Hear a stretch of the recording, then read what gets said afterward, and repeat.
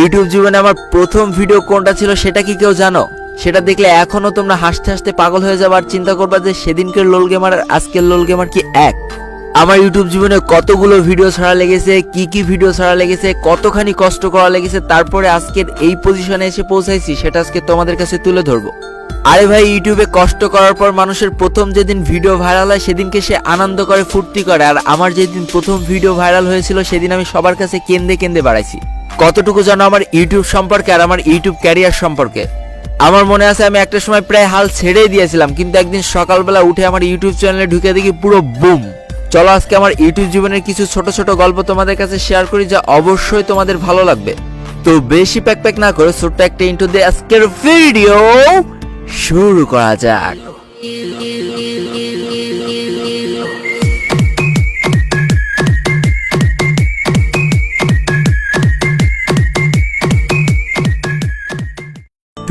লোল gamer, হ্যাঁ এটাই ছিল আমার জীবনের প্রথম ইউটিউব চ্যানেল।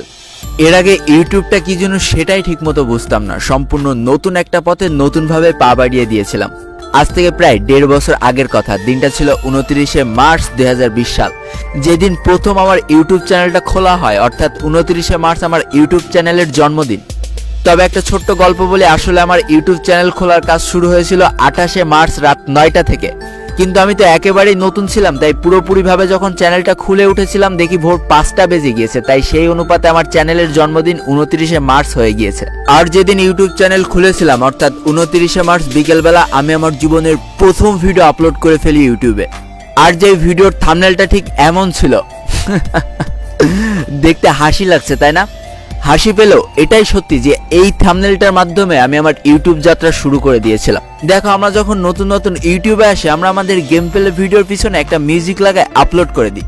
কিন্তু আমি আমার জীবনের প্রথম ভিডিওটা থেকে ভয়েস ওভার করা শুরু করেছিলাম। এইবারই আসো আসল কাহিনীতে। আমাদের বাসায় 3টে রুম। একটা রুমে আব্বু আম্মু থাকে, একটা রুমে আপুমনি থাকে, আর একটা রুমে আমি আর আমার ভাইয়া থাকি। তাহলে বুঝতেই পারছো প্রথম ভয়েস ওভার করবো কি পরিমাণ লজ্জা কাজ করছে। অবশ্যই কারোর সামনে আমি ভয়েস ওভার করতে পারবো না। চারিদিকে ঘুরে বেড়াচ্ছি কোন জায়গায় বসে আমি ভিডিওর পিছনে একটু ভয়েস লাগাবো। অবশেষে আর কোনো উপায় না পেয়ে আমি আমার জীবনের প্রথম ভিডিওর ভয়েস ওভার করেছিলাম বাথরুমে বসে। ব্যাপারটা হাস্যকর হলেও এটাই সত্যি।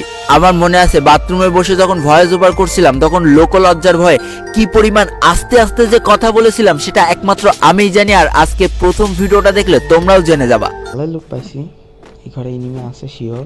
ভালোই 5 শব্দ পাওয়া যাচ্ছে। হ্যাঁ, একটা আছে 5 শব্দ পাওয়া যাচ্ছে। আর দেখি সিঁড়িতে উঠা দেখে। ওরে এই ভাই, মিস ফায়ার হয় কেন?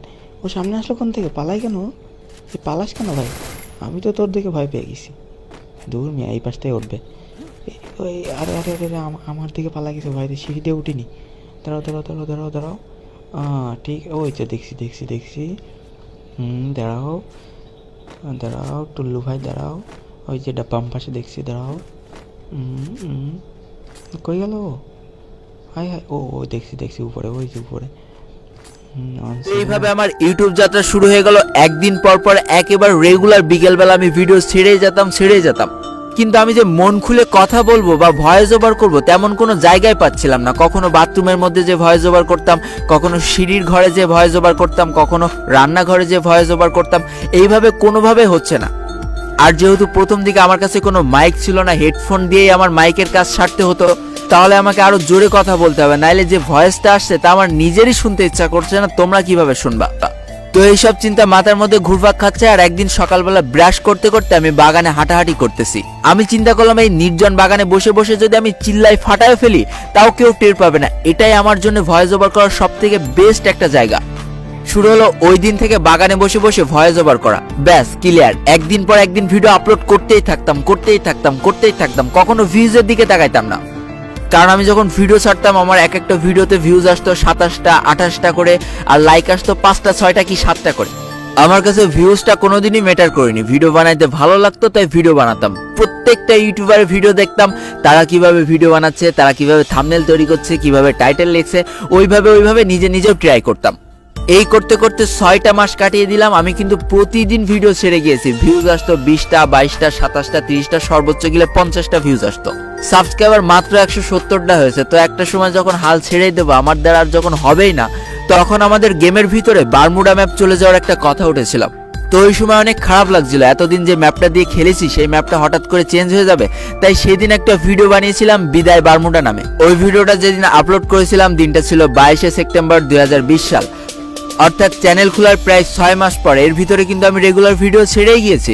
তো 22শে সেপ্টেম্বর বিদায় বারমুডা ওই ভিডিওটা আপলোড করে আমি ঘুমিয়েছি। সকালবেলা উঠে দেখি আমার ভিডিও নাকি ভাইরাল হয়ে গিয়েছে। সবাই বলতেছে আমার ভিডিও ভাইরাল হয়ে গেছে। আমি তো পুরো আনন্দে নাচতেছি। তাড়াতাড়ি ইউটিউব চ্যানেলে ঢুকে দেখি কলা হয়েছে, মাত্র 600টা ভিউ। ওমা, এরপরে ফেসবুকে যেয়ে দেখি ভাই রে ভাই কি পরিমাণ ভাইরাল হয়ে গেছে আমার ভিডিওটা। কিন্তু আমার কোনো লাভ হলো না, না আমার ইউটিউব চ্যানেলে সাবস্ক্রাইবার বাড়লো, না মানুষ আমাদের চিনলো। যে যেরাম পারলো তার ফেসবুক পেজের থেকে ছাড়লো আর ভিডিও ভাইরাল হয়ে গেল, তার পেজ গ্রো হয়ে গেল। আমার কোনো লাভ হলো না। ওই দিনে আমার ইউটিউব চ্যানেলের জন্য প্রথম কেঁদেছিলাম, অঝরে কান্না কেঁদেছিলাম। কিন্তু বিশ্বাস করো, কষ্ট পেলেও সেদিন ভেঙে পড়িনি। ওই ভিডিওটার মাধ্যমে 1000 সাবস্ক্রাইবার হয়ে গিয়েছিল, আর সেই 1000 জন আর্মিকে নিয়ে আমি আমার যাত্রা শুরু করে দিয়েছিলাম নতুন ভাবে। আবারও সেই রেগুলার ভিডিও ছেড়ে যাচ্ছি, 1000 সাবস্ক্রাইবারে আটকে রয়েছে, কোনো লাভ হচ্ছে না, লস হচ্ছে না, ওইভাবে পড়ে থাকলাম। তো এমনই একদিন ভিডিও ছাড়ার ডেট চলে এসেছে, এদিকে আমার কাছে কোনো কন্টেন্ট নেই। আমি ভাবতেও পারছি না যে কি ভিডিও আপলোড করব, কারণ আমার পড়ালেখার চাপ। তো সারাদিন পড়ালেখা শেষে রাত 1টার সময় যখন ঘুমাতে যাব তখন চিন্তা করছি কালকে আমি কি নিয়ে ভিডিও ছাড়বো। তো রাত বাজে যখন 1টা, তখন আমার মাথায় হঠাৎ করে আসলো যে আমি প্রথম দিনের ফ্রি ফায়ার কেমন ছিল এটা যদি মানুষের সামনে তুলে ধরি কেমন হবে। তো ইউটিউবে সার্চ করলাম free fire first game play, আমার সামনে প্রচুর গেম প্লে আসলো। তো ফ্রি ফায়ারের প্রথম দিকের একটা গেম প্লে আমি ডাউনলোড করলাম। পরের দিন তার উপরে নিজের ইচ্ছা মতো ভয়েস ওভার করলাম, কোনটা ভালো মন্দ সবকিছু তুলে ধরলাম। যথারীতি বিকেল 5টার সময় ভিডিও আপলোড করে পড়ালেখা করে রাত্রেবেলা ঘুমিয়েছি। সকালবেলা আমি যখন ঘুম থেকে উঠে ইউটিউবে গিয়েছিলাম তখন আমার হাত পা পুরো কাঁপছিল, কারণ পুরো বুম হয়ে গিয়েছিল ভিডিওটা। এক রাত্রে 1 লাখ ভিউজ পেয়েছিল, সাবস্ক্রাইবার দেখি 10,000 হয়ে গিয়েছে। মাত্র 3 দিনে ভিউজ হয়ে গিয়েছিল 1 মিলিয়ন। এক রাত্রে 25,000 সাবস্ক্রাইবার বেড়েছিল, ভাবা যায়। আর এই ভিডিওটা আমি কবে আপলোড দিয়েছিলাম জানো? 16 অক্টোবর 2020 সাল। ভাই প্রায় 7 মাস কষ্ট করার পর অবশেষে একটা ভিডিও ভাইরাল হয়ে গেল। এদিকে চ্যানেলের সাবস্ক্রাইবার উড়াধুরা বাড়তে শুরু করলো। কনে একটু আনন্দ করব কি না, তার আর কোনো লাইন থাকলো না। ইউটিউব যে এত প্রেশার ভাই, যারা ইউটিউবিং করে তারাই জানে। কিন্তু এদিকে তো আমার ভিডিও ভাইরাল হয়ে গিয়েছে, এদিকে গেম প্লেটাও আমার ছিল না, অন্য একটা ইউটিউব চ্যানেল থেকে ধার করে নিয়ে আসা। তো সেই ইউটিউবের কাছে অনেক কাকুতি মিনতি করেছিলাম যে এই ভিডিওটা আমার চ্যানেলে থাক না, প্লিজ তুমি কোনো কপিরাইট স্ট্রাইক দিও না। প্রচুর কাকুতি মিনতি করেছিলাম, কারণ বুঝতেই পারছো এটা আমার চ্যানেলের গ্রোথ লাইন ছিল। ওই ভিডিওটার মাধ্যমে আমার চ্যানেলটা আস্তে আস্তে গ্রোথ পাচ্ছিল, কিন্তু কোনো কিছুতেই কোনো লাভ হয়নি। এক বুক হতাশা আর কপিরাইট স্ট্রাইকের ভয়ে সেদিন ওই ভিডিওটা আমার প্রাইভেট করে ফেলা লেগেছিল। কিন্তু এই যে 16 অক্টোবর ভিডিওটা ভাইরাল হলো, তারপর থেকে নিজের ভিতরে এমন একটা শক্তি কাজ করতে শুরু করলো না, যেটা তোমাদের বলে বোঝাইতে পারবো না। এরপরে আমার আর ঘুরে তাকানো লাগেনি, একের পর এক ভিডিও ছেড়েছি, আর তোমরা ভাইরাল করার দায়িত্ব নিজের কাঁধে তুলে নিয়েছো। এই করতে করতে 1.5 বছরের মাথায় আমার চ্যানেলের সাবস্ক্রাইবার সংখ্যা হয়ে দাঁড়ালো 1 মিলিয়ন, আর আজকে আমি বর্তমান পজিশনে এসে দাঁড়িয়ে আছি। তো এবার কিছু বাস্তব কথা বলি। বিশ্বাস করো, খুব কম মানুষের ভিতরে এমন ধৈর্য থাকে যে 6 মাস ধরে ভিডিও ছেড়েই গিয়েছে আর ভিউজ মাত্র 27টা, 30টা, 40টা। বিশ্বাস করো, কেউ আমাকে সাপোর্ট করেনি, না ফ্যামিলি আমাকে সাপোর্ট করেছে, না বাংলাদেশের কোনো বড় ইউটিউবার আমাকে সাপোর্ট করেছে, কেউ করেনি, নাথিং। জীবনে কখনো আমাকে সাপোর্ট করেনি। কিন্তু চরম একটা সত্যি কথা কি জানো? যখন আমি নিজের চেষ্টায় উপরে ওঠার চেষ্টা করেছি, অনেক মানুষ আমাকে টেনে নামানোর চেষ্টা করেছে। বাস্তবতা এতটাই কঠিন, তোমার যুদ্ধ তোমাকেই করতে হবে, কেউ তোমাকে সাহায্য করবে না। সবকিছু মুখ বন্ধ করে সহ্য করে নিতে পেরেছিলাম বলে আজকে এই জায়গায় এসে দাঁড়াতে পেরেছি। আর আমি একমাত্র সেই ইউটিউবার যার সাথে কোনো ইউটিউবার আজ পর্যন্ত কন্ট্রোভার্সি হয়নি। কারো যে কথা আছে না, বোবার কোনো শত্রু নেই আর চোরের কোনো ধর্ম নেই, কথাটা 2 লাইনের হলেও এর মধ্যে অনেক ব্যাখ্যা আছে। তো এটাই ছিল আমার ইউটিউব যাত্রার সংক্ষিপ্ত কিছু গল্প।